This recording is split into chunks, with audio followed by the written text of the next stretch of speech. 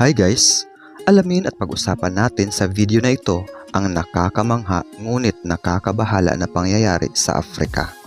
Halimbawa, kung sa lugar mo mismo, ito ang nangyayari na nagkaroon ng malaking bitak ang lupa at unti-unti pa itong lumalaki na tila lalamunin ang buong barangay nyo. Ano ang unang reaksyon at mararamdaman mo? Imagine, sa tuwing may lindol ay natatakot na tayo pag nagkaroon ng bitak ang lupa or sinkhole. Paano pa kaya pag nahahati ang lupa at unti-unti nagiging dagat ito? Ma-amaze ka pa rin ba o matatakot?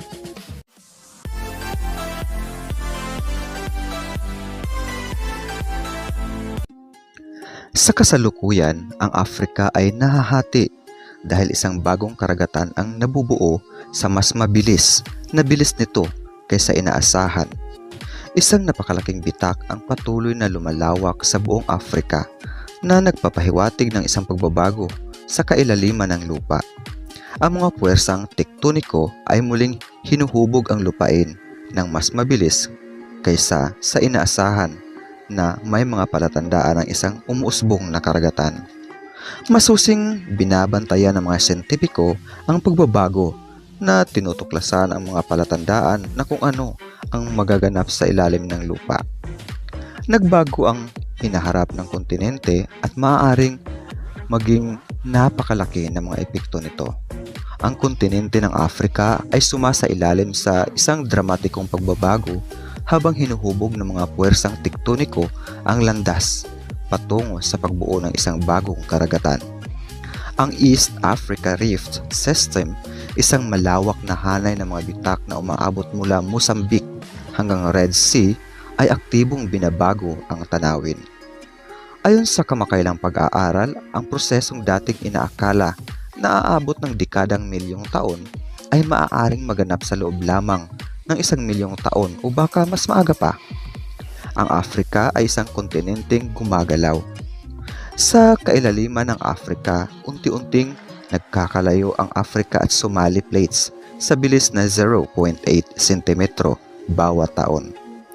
Ang mabagal ngunit tuloy-tuloy na paggalaw na ito ay humahati sa silangang Afrika, lumilikha ng malalaking bitak at unti-unting pinapahina ang kalupaan.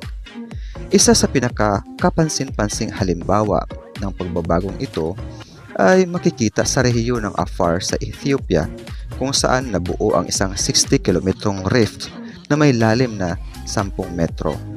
Bagamat tila maliit sa pananaw ng tao, ito ay tanda ng isang proseso na maaaring humantong sa paglikha ng isang bagong karagatan sa hinaharap na maghihiwalay sa ilang bahagi ng silangang Afrika mula sa natitirang bahagi ng kontinente. Ayon kay Cynthia Evinger, isang geoscientist mula sa Tulane University, na nabawasan ang tinatayang tagal ng proseso sa humigit kumulang 1,000,000 taon at posible pang maging kalahati nito. Ang mas bumibilis na takdang panahon na ito ay nagpapahiwatig na ang pag-usad ng rift na ito ay maaaring lalo pang pabilisin ng mga lindol o aktibidad ng bulkan, mga pangyayaring mahirap hulaan, ngunit maaaring magdulot ng pagarang epekto sa geolohiya. Ang alingaungaw ng nakaraan, ang pagsilang ng isang bagong karagatan.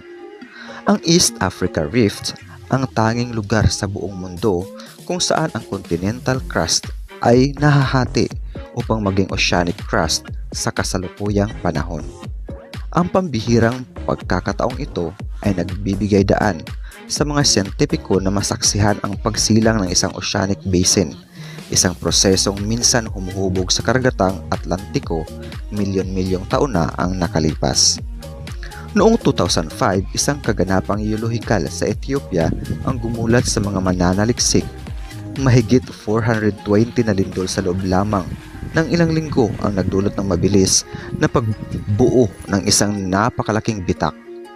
Ang prosesong karaniwang inaabot ng daan-daang taon ay naganap sa loob lamang ng ilang araw na nagpapatunay na hindi laging mabagal at banayad ang mga paggalaw ng tectonic plates. Ang tanong, paano magbabago ang tanawin ng Afrika? Ang pagbuo ng isang bagong karagatan ay magbabago sa mapa ng Afrika. muling huhubugin hindi lamang ang kalupaan, kundi pati na rin ang mga ekonomiya, ecosystem at infrastruktura ng rehiyon. Ano-ano ang mga posibleng epekto ng bagong karagatan sa Afrika? Una, bagong baybayin. Ang mga bansang walang direktang akses sa dagat tulad ng Zambia at Uganda ay maaaring magkaroon ng sariling daungan. Number 2, mga oportunidad sa ekonomiya. Ang pagbabagong ito ay maaaring lumikha ng bagong mga ruta ng kalakalan at pantalan na may potensyal na palakasin ang mga regional na ekonomiya. Pangatlo, ebolusyon ng ecosystem. Ang paglitaw ng isang kapaligirang pandagat ay magdudulot ng mga bagong tirahan para sa iba't ibang uri ng buhay na maaaring magbago sa biodiversity ng rehiyon.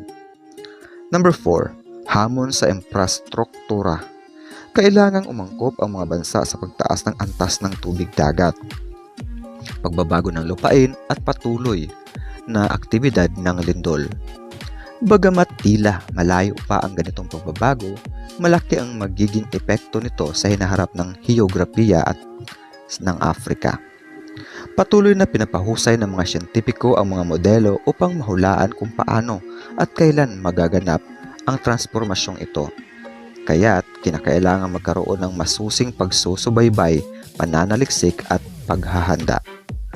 Ang di mapipigilang lakas ng heolohiya ng daigdig. Ang mga puwersang humuhubog sa hinaharap ng karagatan ng Afrika ay isang makapangyarihang paalala na patuloy na nagbabago ang ating planeta. Habang ang aktibidad ng tektoniko ay patuloy na muling isinusulat ang heograpiya, nagsusumikap ang mga mananaliksik na maunawaan ang buong lawak ng mga implikasyon nito. Ang nangyayari ngayon sa silangang Afrika ay hindi lamang isang pambihirang pangyayaring heolikal. Ito ay isang sulyap sa hinaharap kung saan ang mga kontinente ay naghihiwalay, ang mga karagatan ay umuusbong, at ang mundong ating kinagisnan ay tuluyang nagbabago. Ikaw, ano sa palagay mo? Ano ang dulot nito sa atin? Share your thoughts in the comment section below.